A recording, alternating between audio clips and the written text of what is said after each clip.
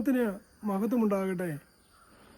ഞാൻ ഓർക്കുകയാണ്, സൃഷ്ടിയുടെ മകുടമാണ് മനുഷ്യക്കുഞ്ഞ്.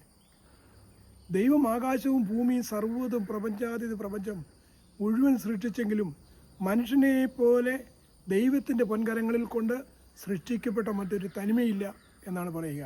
എന്തിനാ? മനുഷ്യനോട് പറഞ്ഞൊരു വാക്കുണ്ട്, നീയും ദൈവമാകണമെന്ന്.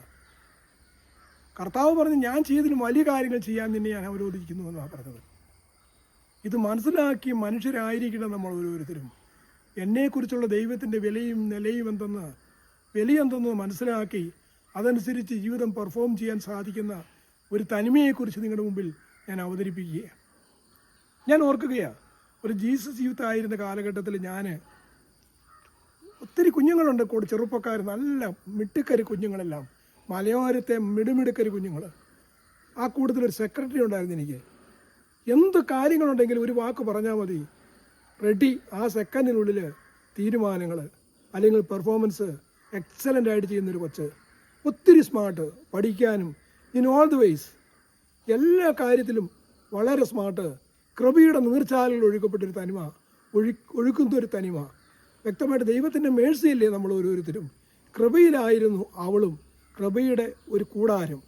ഞാൻ വ്യക്തമായിട്ട് പറയുകയാണ്, പഠിക്കുന്ന കാലത്ത് സാമ്പത്തിക മേഖലയൊക്കെ എന്തുമായിക്കൊള്ളട്ടെ, വളരെ വിഷമമുള്ള അവസ്ഥകളിൽ പഠിച്ചു.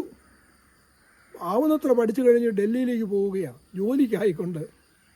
അവൾ അവിടെ ചെന്നു. ചുരുങ്ങിയ ദിവസങ്ങൾക്കുള്ളിൽ തന്നെ പ്രാർത്ഥനയും ദൈവാനുഭവത്തിന് നിറവായിരുന്നത് കൊണ്ട് ട്രെയിനിലൊക്കെ ഇരുന്നു കൊണ്ട് വേറെ ഒരു പണിയുമില്ല, കൊന്ത് ചൊല്ലി പ്രാർത്ഥിച്ചുകൊണ്ട് വചനം ഉരുവിട്ടുകൊണ്ട് പ്രാർത്ഥനാ ജീവിതത്തിൽ മുമ്പോട്ട് പോയൊരു തനിമ.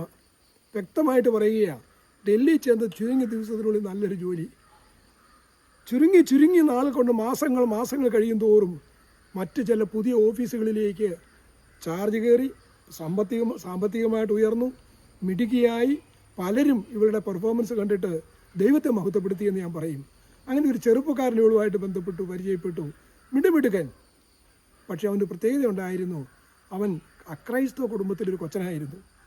പക്ഷേ എങ്കിലും വളരെ ആത്മാർത്ഥമായിട്ട് രണ്ടുപേരും തമ്മിൽ പൊരുത്തപ്പെടുകയും പ്രാർത്ഥിക്കുകയും ഒക്കെ ചെയ്ത് മുമ്പോട്ട് പോയെങ്കിലും അവൻ അക്രൈസ്തവനായിരുന്നുകൊണ്ടുള്ള വിഷമങ്ങളെല്ലാം സംഭവിച്ചു. വ്യക്തമായിട്ട് പറയുകയാണ്, ചുരുങ്ങിയ നാൾക്കുള്ളിൽ ഇവിടെ സ്നേഹം കൂട്ടായ്മ കൂടി നല്ല അനുഭവത്തിലേക്ക് വന്ന് അവർ വിദേശങ്ങളിലേക്ക് പോവുകയാണ് രണ്ടുപേരും. അവിടെ ചെന്ന് ജോലിയായി, നല്ല ജോലികൾ കിട്ടി. അവിടെ വെച്ച് തന്നെ അവരുടെ കല്യാണവും നടന്നു. പക്ഷെ ഒരു കാര്യം, അവൻ ബാപ്റ്റൈസ് ചെയ്യാൻ തയ്യാറായില്ല. അക്രൈസ്തവർ കൊച്ചനായിരുന്നുകൊണ്ട് അങ്ങനെ തന്നെ നിന്നു. പക്ഷേ ഇവൾക്കാകാവുന്ന രീതിയിൽ എല്ലാ മേഖലയിലും ടോളറേറ്റ് ചെയ്ത് ആക്സെപ്റ്റ് ചെയ്തു. അങ്ങനെ കുടുംബജീവിതം മുമ്പോട്ട് പോയി. 2 കുഞ്ഞുങ്ങളെ തമ്പുരാൻ കൊടുത്തു. ഇത്തിരി നാളുകൾ കഴിഞ്ഞപ്പോൾ ഇത്തിരി അസ്വസ്ഥത, ജോലിയുടെ പെർഫോമൻസിൽ, ഓഫീസിൽ ഭയങ്കര അസ്വസ്ഥത ഓഫീസിൽ. ആ മനുഷ്യൻ പറഞ്ഞു, എനിക്കിവിടെ ജോലി ചെയ്യാൻ പറ്റുന്നില്ല, ഐ ആം ഗോയിങ് ബാക്ക്. ഞാനും പോരാം. 2 പേരും കൂടെ പോന്നു. ഇവിടെ വന്നു, ജീവിതത്തിൻ്റെ ക്രമങ്ങളൊക്കെ ക്രമപ്പെടുത്തി മുമ്പോട്ട് പോയി. ആ നാളുകളിൽ ഈ കുഞ്ഞ്, എനിക്ക് ഇത്തിരി കൗൺസിലിങ്ങും പ്രാർത്ഥനയും കാര്യമൊക്കെ ഉണ്ടായിരുന്നതുകൊണ്ട് എൻ്റെ അടുത്ത് വന്ന് ഈ കാര്യങ്ങൾ സംസാരിച്ചപ്പോൾ, കാണട്ടെ അങ്ങനെ നമുക്ക് സംസാരിക്കാമെന്ന് പറഞ്ഞ് 4-5 തവണ ഞങ്ങൾ ഇടപെടാനും സംസാരിക്കാനും പ്രാർത്ഥിക്കാനും കർത്താവ് അനുവദിച്ചു. ഒരു വാക്ക് ഞാൻ പറഞ്ഞു, നിങ്ങൾ 2 പേരും 2 ധ്രുവങ്ങളിലാണ് വിശ്വാസത്തിൻ്റെ മേഖല നിൽക്കുന്നത്. ആകാശത്തിൻ്റെ കീഴെ രക്ഷയ്ക്കായിട്ട് യേശുവിൻ്റെ നാമമല്ലാതെ മറ്റൊരു നാമവും നൽകപ്പെട്ടിട്ടില്ല. ഇത് മനസ്സിലാക്കണമെന്ന് പറഞ്ഞ് ബോധ്യപ്പെടുത്തി. വചനം പഠിക്കാൻ പറഞ്ഞു, വായിക്കാൻ പറഞ്ഞു. അതെല്ലാം എവരിഡേ ആ പെങ്കൊച്ച് പ്രാക്ടീസ് ചെയ്യുന്നതുകൊണ്ട് ഇവനിതെല്ലാം ഫോളോ അപ്പ് ചെയ്തുകൊണ്ടിരുന്നു. മാത്രം മനസ്സിലെല്ലാം കണ്ടും കേട്ടും ഇരുന്നു. ഒരു കാര്യത്തിനും എതിരില്ലായിരുന്നു ആ പെങ്കുഞ്ഞ്. കാരണം അവർക്ക് നല്ല basic education in all the ways, ക്രിസ്തീയ പെർഫോമൻസിൽ ബേസിക് എഡ്യൂക്കേഷൻ കിട്ടിയൊരു പെങ്കൊച്ചെന്ന് ഞാൻ പറയും. അങ്ങനെ അവളുടെ പ്രാർത്ഥനാ ജീവിതത്തിലൂടെ, ഷെയറിങ്ങിലൂടെ അതിമനോഹരമായിട്ട് വിശ്വാസത്തിലേക്ക് വരാൻ തയ്യാറായി. അവൻ വിവാഹ ജീവിതം ആരംഭിച്ചു. മനോഹരമായിട്ട് പള്ളിയിൽ വന്ന് 2 പേരും ഒന്നിച്ച് കർത്താവിൻ്റെ സന്നിധിയിൽ വിധേയപ്പെട്ട് തമ്പുരാൻ്റെ തിരുമുമ്പിൽ ഒന്നായി പ്രാർത്ഥനാപൂർവ്വം വിവാഹം കഴിച്ച് മനോഹരമായിട്ട് ജീവിതം മുമ്പോട്ട് ക്രമപ്പെടുത്തി. എല്ലാം മനോഹരമായിട്ട് മുമ്പോട്ട് പോയി. ഞാൻ ആ മനുഷ്യനെക്കുറിച്ച് 2-3 കാര്യങ്ങൾ പറയും. ഇത്ര എളിമയുള്ളൊരു മനുഷ്യൻ, പക്ഷേ വേദനകളുണ്ട്. അതെല്ലാം മനസ്സിലൊതുക്കി പ്രാർത്ഥനാപൂർവ്വം പോയ മനുഷ്യൻ ഏറെ നാളുകൾ കഴിഞ്ഞപ്പോൾ ഞങ്ങളുടെ ഗ്രൂപ്പിലേക്ക് കടന്നു വരാൻ തയ്യാറായി. പ്രാർത്ഥന അനുഭവമായി. ഞാൻ വ്യക്തമായിട്ട് 2 കാര്യം പറയുന്നുള്ളൂ.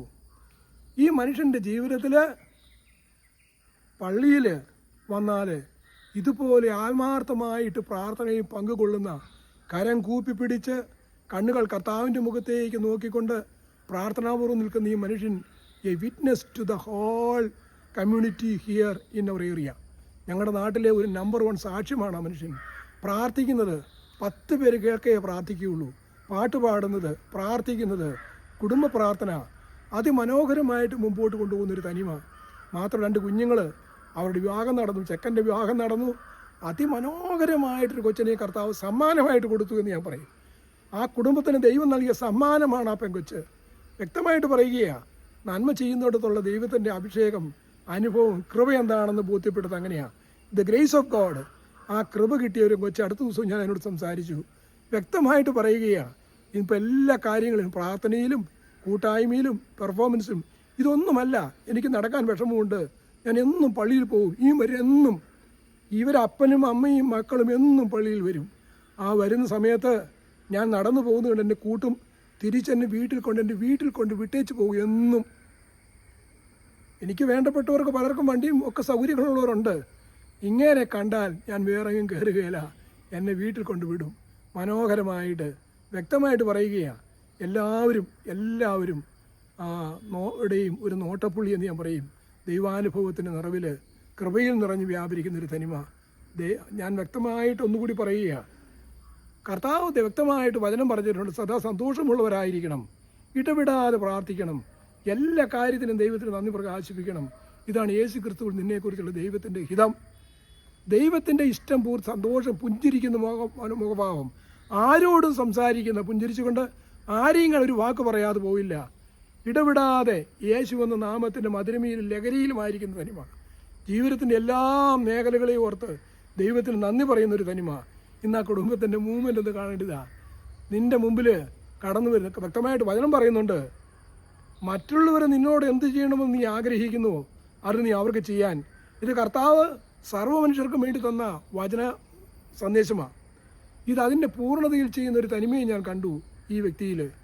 അതെ, ദൈവത്തിൻ്റെ കൃപയിലാണ്, ആത്മാവിൻ്റെ നിറവിലാണ്, സദാ സന്തോഷമുള്ളവരായിരുന്നുകൊണ്ട് ഇടപെടാതെ പ്രാർത്ഥിച്ചുകൊണ്ട് എല്ലാത്തിനും നന്ദി പ്രകാശിപ്പിക്കാനുള്ള കൃപ, ആ മനുഷ്യന് കൊടുത്ത് കിട്ടിയിരിക്കുന്ന കൃപ, ഇതെനിക്കും നിനക്കും ആകാവുന്നതാ.